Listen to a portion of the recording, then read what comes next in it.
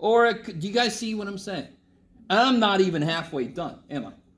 If you want to do it this way, it'll work. It will. Don't do that, right? So if I figure out the probability that none of them think that way, I could do 1 minus that and answer the question. So what is all this shit here? What's point out there? 7481? So what's 1 minus?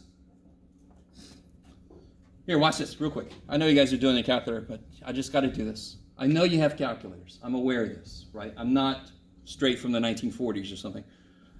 But watch this. How do you make 7 become 9? You add what to it? 2. How do you make 4 become 9? 5. How do you make 8 become 9? 1. How do you make 1 become 10? 10. Isn't that what you get? Shit, yes. Think about it. If I make them all 9 except the last one is 10, that 1 is going to carry through. It's going to make it become 1. It's a beautiful shortcut, and I know you got calculators. I know this is true, but we're humans. We should know some of this shit. That's going to happen often enough that it's going to be a useful tool. Okay, maybe.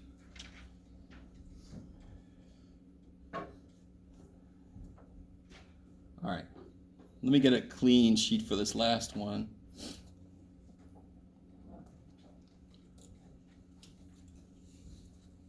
So if we also, so what do we know? So we know the probability that somebody thinks chocolate milk comes from brown cows is 0.07. That's what we know already. Now I'm going to give you more information. If we also know that 4% of Americans think that chocolate milk comes from brown cows and that Brussels sprouts are the best vegetable, right? So exceptionally weird people. Find the probability that an American likes Brussels sprouts given that they think that chocolate milk, okay, that sounds horrendous, right? But what's going to make this better is this. I'm going to write symbols for what they tell me, symbols for what they ask me, and then see if they work with each other. So what can I use? And this is why I said earlier I was going to use C. What can I use for somebody who thinks Brussels sprouts are the best vegetable? B. I love it. And so that would be, I tell you what that is directly, right? So what is that? 0.04. I tell you it's 4% chance, right? I'm sorry. Oh, let's be more careful.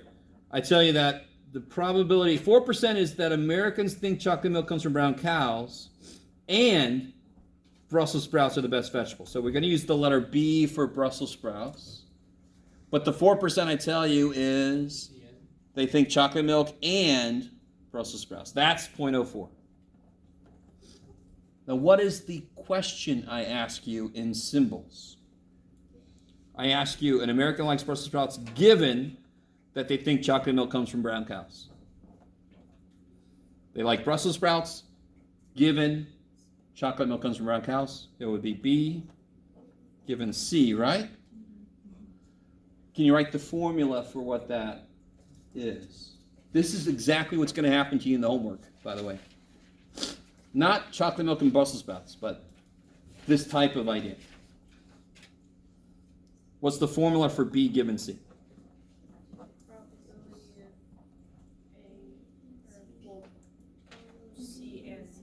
Good. Well, C and B, sure. Over the probability of C. Do I have both of those? Yeah. The top is 0.04, the bottom is 0.07. You see that? So if you write symbols for what I tell you, symbols for what, is everybody cool with these two right here?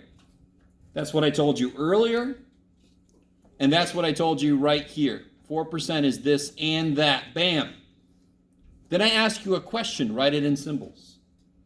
Write the formula for it, and you go, holy shit, I got everything I need for the formula. It's nowhere near as freaky as I thought it was, even though it's talking about cows and Brussels sprouts. So this will be 0.04 divided by 0.07. I've run out of room, which I think is 5714. I've memorized division by 7, which is really, really strange, I know, but oh well. For the most part, close enough. That will happen to you. Let me show you. Since no one's asked me, I'm a little concerned about that. I want to show you one of the problems this happens to you. Here, this is the first one. It's a little baby one. There's a bigger one that happens later. Has everybody got what they want from that? That's 0.04 over 0.07. Is that cool? I kind of ran out of room there. This one right here. Does this look familiar to anybody? Oh, yeah, this is the one I was thinking about. Life in prison. Prefer life in prison without parole over the death penalty. And then the percentage that are Latino. So there's a problem later that's actually got more information in it, but it's going to work the exact same way. The first two questions, there's no work. C means Californians who want to be thrown in prison and not killed. What's the probability of C then? 55. Yeah, 0.55. Right? So don't start doing work for that. There's nothing I can do work. They got to tell me. And then what's the probability that somebody's Latino? 37. Yeah, 37%. So 0.376, right? And then when they ask you a question like, what's probably C given L? Well, let's see. That's actually one more thing. I missed one. 48% of all of California registered for life in prison without parole, blah, blah, blah. Oh, so I've done this backwards. I love it. I love it when I'm not careful. So the probability of C is the 48%. That's the Californians who prefer prison without parole. So that's 0.48. The probability of L is definitely, like we said, 0.376. I forgot there was one more. Among Latino California voters, 55% prefer life in prison. What's another name for among that works with what we've done with probability? Among these people, so given that they're Latino. So the probability they prefer life in prison over being killed, given that they're Latino. Isn't that exactly what this wants? And they tell me that directly. It's 55%. So I see 3 probabilities, and the first 3 questions are just making sure that I can write down what those are. Now they ask me, like here, L and C, I just go get the formula for it, and I'll bet you anything these are going to plug into it somehow. So that's those kind of questions work like that. Identify what they tell you, identify what they ask you, and then see how they work together. Okay, maybe. And then there's a problem that sounds a lot like this later. It's just got more information. Okay. Y'all seem very excited about that. All right. You're welcome. I asked the homework question for you. Okay, so. Any questions from this stuff, this whole thing here? I'm actually going to kind of try to skip past that because the first thing we're going to do on Thursday is I'll have answer key for the practice quiz. We'll create a formula sheet again. Just make sure everybody's only got the formulas you need. And then we'll get into some new stuff after that. Okay. So, what we need to do today is get into the next chapter.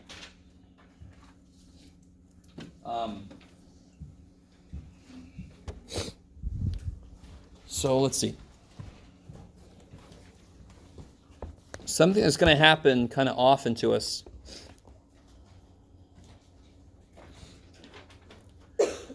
is we're going to be given data in a different way. So let me see if you guys can agree with me about this. Can you guys figure out what the 2 most important things to calculate for a set of numerical data would be? What's the 2 most important things to calculate immediately if I give you a set of data? So the mean, median is useful in a few situations. Mean is the one that's most generally useful. So we're going to always want to figure out what the mean is, and then we're going to want to know what the standard deviation is. If I know those 2 things, I have a feel for what the data kind of looks like. Is it really spread out? Is it centered here or there? Right? Maybe. I love you guys. Keep going, Matt boy. I don't know yet. All right. So we're going to hit this kind of thing a few times. We're going to have data that's given to us in a different way, and we're going to see, is there a shortcut or is there a way at all to figure out those 2 things? Because those are the most immediately useful things. So what I'm going to do right now is what I'm more generally used to doing, which is I'm going to show you why the math is going to work. And then we're going to actually apply the shortcut we're showing works. Let me say that again. I'm going to do a lot of shit up here right now that you're never going to have to do. And sometimes people are like, oh, good, I'm just going to switch off. What am I going to do is it's going to show you why what we do works. And then we'll focus on what we're actually going to do, right? So I do this a lot. Derivation of an idea, and then we apply the idea. Okay, maybe. All right. So if I had this data set, so here's some data that they would give me back in chapter 2. They just give me a list of data. So let's say they give me this data here. What you got, Jeff? I don't know. How many is that? 1, 2, 3, 4, 5, 6, 7, 8, 9, 10. Okay. Let's make it 10, just make it nice. So again, right now, we are beginning the derivation of the shortcut we're going to use. How would I calculate the mean for this back in the day? Add them all up. Can I add them all up in kind of a smart way? I have 2 1s, right? Plus 4 2s, plus 1 3, plus 3 4s. Is that cool? Ooh, that's amazing. Divided by 10. So this would be the mean population. So I'm going to say this a few times. Is this a very large set of data? No. So this is easy, right? But what if I had 18 billion data points? I like that reaction. The number of data points is too damn high. If I had 18 billion data points, please, dear God, give me a shortcut, right? All right, so what we're going to do right now works both ways, but then the way we create is going to work generally for huge data sets with a lot of repeats. So here's the old way. I actually get the answer already, right? It would be, what's 2 plus 8, 10, 13, 25 divided by 10 is 2.5. Is that cool? Looks about right. Yes, okay. All right. I look to a few of you guys that react to me so I can tell what might be happening. Here's the new way. Isn't this 20% ones? Do you see how that makes sense? 20% of my data is ones. 0.2 times 1 plus 0.4 times 2. 40% are 2s. Plus 10% are 3s. Plus 30% are 4s. Mathematically, is that big of a deal? Here I added first and then divided by 10. Here I divided by 10 first, and now I'm going to add. Ooh, math is like whatever the hell you want to do. So I get 0.2 plus 0.8 plus 0.3 plus 1.2, which thankfully comes out to be 2.5. Same thing. So nothing amazing there. Nothing. So what good is this shit then, Jeff? Okay, here's what the goodness is. If I write this in this format,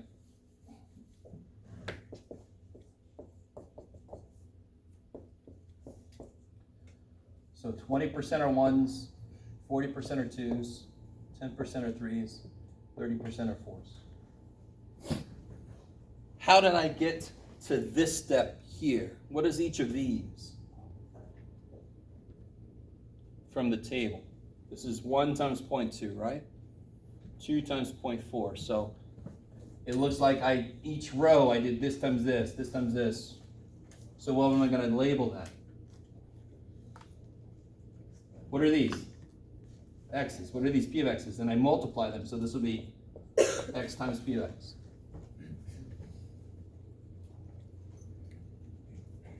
In fact, real quick. I know you've had classes where your teachers do things out of points, right? Like the midterm's 500 points, the final's 1,000 points, whatever. You with me? Normally those are the people that don't do math well. Sorry. But a class like mine, where I have 55% error test and so forth, how the hell would you calculate your average? You would take the weight times the grade. So if your test average turned out to be 80, you would do 50 whatever percent times 80 plus 20% times whatever your quiz average is, whatever the hell. You with me? That's how you calculate it. It's the weight times the value plus the weight times the value.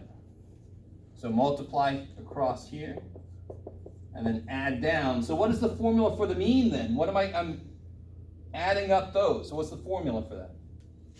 X times probability of X. Well, I'm adding them up. What's the symbol for that? Sum of X. There you go. Times probability. So the formula for the mean, when I give you an X P of X table, is the sum of X times P of X.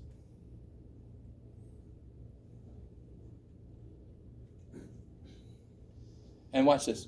This is almost too nice to believe. If I said the average age at Grossmont is 27, what do you expect the age of somebody to do? What's your best guess for the age of a person I pick at random? 19. If the average age of Grossmont students is 27, what is your best guess for a student picked at random, their age? 21. Oh, I love you guys so much. 27. Oh. Right? If the average age is 27, your best guess for any individual would be 20. That's the expected value of their age. Should be around the mean. So another name for mean is expected value. A better way to look at it, let me say it like this. If I took a sample of students at Grossmont, what would I expect their average age to be? 27. Right? If the average age of all Grossmont students is 27, and I took a sample, I expect their average age to be 27. That's my best guess. Does that make sense? I love you guys. So it's kind of nice. Another name for mean is expected value, which kind of goes along with what we understand it to mean. And what are the first three freaking letters? Letters. EXP, expected value, right? All right. Just a little thing that happened. Coincidental. Okay. So that's our first little formula for chapter 4. That's how you calculate the mean. We still have to figure out how to calculate the standard deviation, right? I like it. Now watch this. Before I forget, let me pull this formula up here. The formula for the mean used to be this. And now I'm saying if I give you X and P of X, there's a shortcut, you can do this. Those are the same formula. What's on the bottom of any probability? What's the whole idea behind probability? What always goes on the bottom? The total number of things, right? And what letter do we use for that? So on the bottom of P is N. Same formula. Because that over N is built in. All right, maybe. Even if you don't understand what I just said, it doesn't matter. These are the formulas. I like it. So when do I use this formula? Probably only when I give you a table of X's and P of X's, right? Don't try to force it for something else. Okay, I like it. By the way, I will shut up in a little bit. I have a handout for you guys to work on. I just got to get a little more out. So what we still need to do, what was the standard deviation before? The variance, let's do. It was this guy here, right? So let me see if this makes sense. The same way that I multiply the values times their weights and then add them up to get the mean. The new way to do the variance is to do this stuff, right, times the weight and then add them up. And see how these are the same formula? Because again, what's on the bottom of probability? N. Let me stop for a minute. Very hopeful. Very hopeful. We're going to have a little bit of algebra coming at us right now. What I'm trying to do with what I'm about to get into is this equation kind of sucks for a table. I don't know if you guys, do you see how much I'd have to actually create to get that into the table so I can add them up? I'd have to figure out what this is, square it, multiply by probability. Oh, shit. So what I'm going to do is I'm going to rewrite this formula. You're going to help me out. Let's take a look at this guy. Let me pull out this piece right there. Let's focus on this guy. Cut them off. Pull it up. If you saw that in your algebra class and I said simplify that, does anybody know what they would do? This is four-letter word that I do think is a bad word from algebra that you have to use here. Does anybody remember what that is? FOIL, right? I think FOIL should not exist because I'm crazy. And I want you to... So first off, what does something squared mean? It means that thing times itself. So the first thing you realize is you can't just distribute the squared. Is that something? You got to write the sucker twice. I don't frickin'... All right, you got to... again, I'm sorry. I rant a lot more nowadays. You guys will too when you get older. It's just a thing. But when we create things like FOIL, first, outer, inner, last bullshit, it makes it sound like, oh, it's so hard that I need this saying or else I couldn't do it. Which is, of course, like I just said, bullshit. All this is repeated distribution. You distribute him, you distribute him. Ba, ba, ba, ba. So go ahead and try it. Go ahead and figure out what that is. Go ahead and FOIL that bad boy.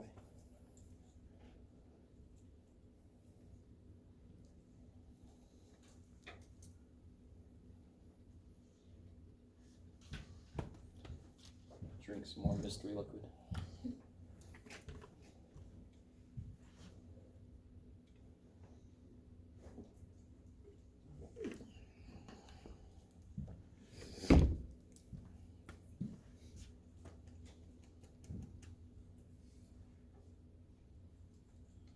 Make sure everybody remembers. So what I mean is, normally when something is sitting in front of something else like this, you would distribute it, right? Good old distributive property. Well, I've got two pieces to this, so he gets to distribute. So what's x times x? X squared. What's x times mu? Mu x, I like it. And what's mu times x? And then negative mu times negative mu? Positive. Sound like Chewbacca a little bit. And then, of course, do I have any like terms there? Yes. I got a couple of x's, right? So I get x squared minus 2x's plus mu squared. All right. Ground shaking, I know. So, I want to come back to this guy. I'm trying to create a better formula that will work better in our table, because I'm crazy, I'm going to make you make a table. So this formula is awesome because it does have the idea. What's the idea of standard deviation or variance? Is the distance every data point is from the mean, basically, right, on average. So you can see the distance from the mean to the data points right there. So this is what I call a conceptual formula. What we're creating is a practical formula, a computational formula, one that works better just to do stuff with, right? So what does this become if I put in what you guys figured out for me? So far, nothing too amazing. Is that cool? Just replacing this with what we figured it out, right? That's all I done. Now, I'm not going to show you every step. I think I'm going to make this bonus on the next test, as if you could show me all the steps. But what's the very first step? What would I do with these? Good, so I would do what with this? This guy would distribute, right? So isn't this the first thing I get? Is that cool? Stop there when you write it down. That's the first thing you would get, x squared times p of x, right? Right? Now, here's my claim. This is true. I think I'm going to make a bonus. Is all the rest of the shit becomes this. Everything else back here, if you do it all, becomes this. So I know some of you guys are like, whatever you say, dude. And some of you guys are like, what? No, it don't. Maybe a few of you guys will be like, let me try that shit out. All right, maybe. That is the formula we're going to use for variance when I give you x and p of x, right? So let's figure out what it is for this. I just need one more column. Do you guys see what the column needs to be? I need a bunch of x squared p of x's. Do you see that? If you cover the summation symbol, you see what column you need. I need an x squared p of x column. And that's not going to take a lot of work to make.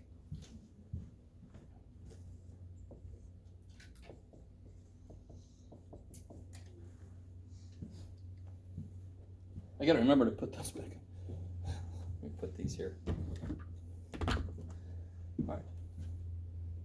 So, somebody have a way to create that column real quick with what we already have? What's one way I could create that column? Square the x's and then multiply by p of x. The way I do it is I just do this times this. What is x times x p of x? Yeah. One big mistake is people will just square this. Why is that not good? If you square this column, you're going to get x squared p squared. Shit, you don't want x squared p squared. Do you guys... This is how the summation symbol works in formulas. You cover it, you say, oh, I need a bunch of those. And then you figure out how to make those easiest, right? So, you're going to see in a minute when I give you this handout, I would do L1 times L3, right? If you start thinking about it in lists. So what do I get here? I get 0.2, 2 times 0.8, 3 times 0.3, 4 times 1.2,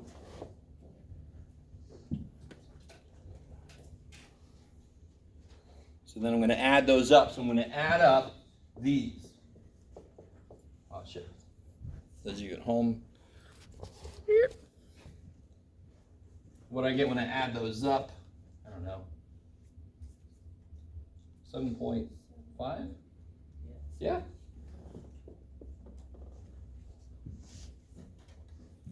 All right. So let's see what we get here. So if I throw it back into the formula, so the variance is the sum of this, which is what? 7.5, minus the mean. Oh, I didn't write it down. What do we get? We didn't add these up too. Oh yeah, this is the same stuff. So this is 2.5, right? That's the mean from earlier. Minus the mean squared. That's the next biggest mistake, is people forget to square this poor dude. I think that's 1.25.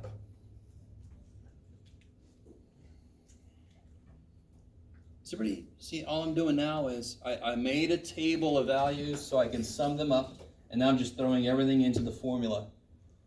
I think this is, what did I say? 1.25?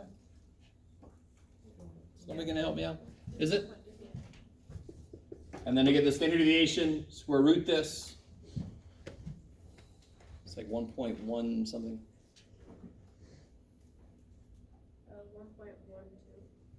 1.12.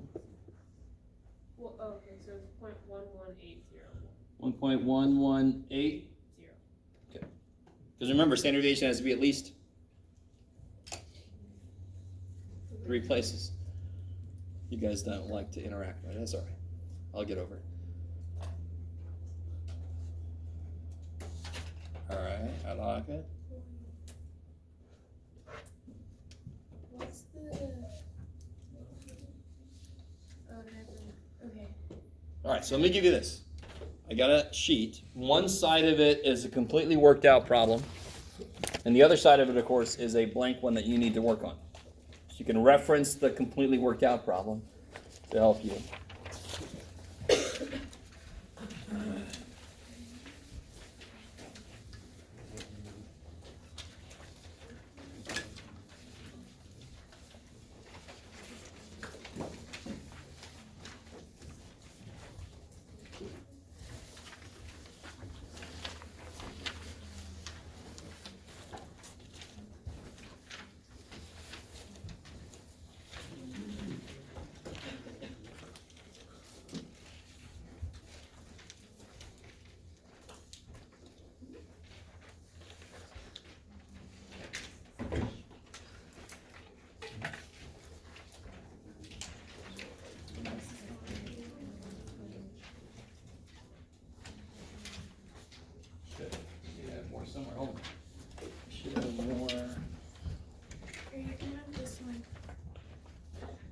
What's up? Oh, I need even more than that. I should have had plenty. Where'd they go? Here you are. Yay! I got plenty.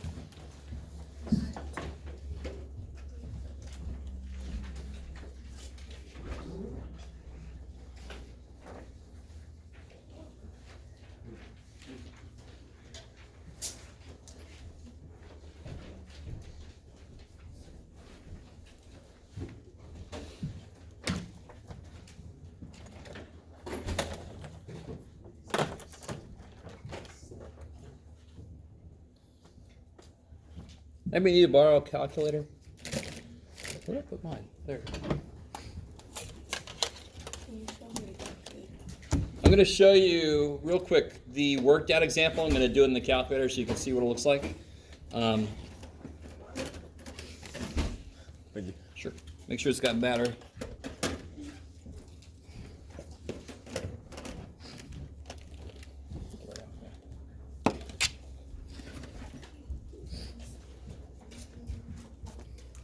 So real quick, if you want to see, Nita. Clear this shit out. Clear. Clear. Clear. Clear. Okay. So if you put in there 0, 1, 2, 3, 4. Okay. L2 will be 0.02. 0.21. Oh. There you go. All right, so L1, X's, L2, the P of X's. Then obviously I want to make L3, it's going to be X times P of X, so of course it's going to be L1 times L2.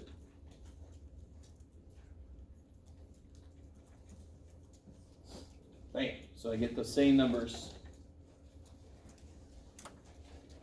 there, right? Is that cool? And then L4, if you do it the way I do it, I do L1 times L3. It really doesn't matter. So if you do L1 times L3, there's your X squared P of X's. Same numbers. If you do L1 squared times L2, that's X squared P of X, the numbers don't change. The math don't care. Okay, I like it. All right, so if you want to, you do that exact same thing. It's not a very big list of data, so you don't have to, but you might want to get used to it. Just in case I give you a big old list of data. So go ahead and try those out. Let's see. It's going to warm here, isn't it?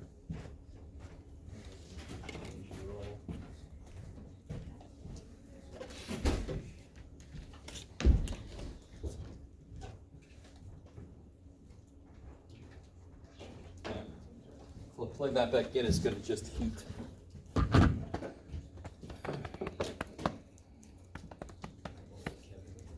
Yeah.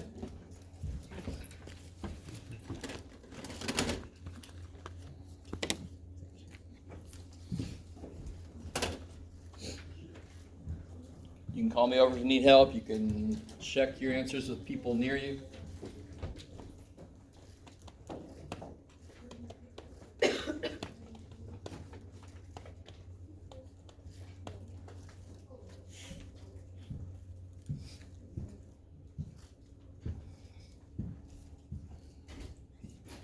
So P of X is the mean? No, so the... It would be X P of X? Yeah, the sum of the X times P of X. So the sum of the third. Yep.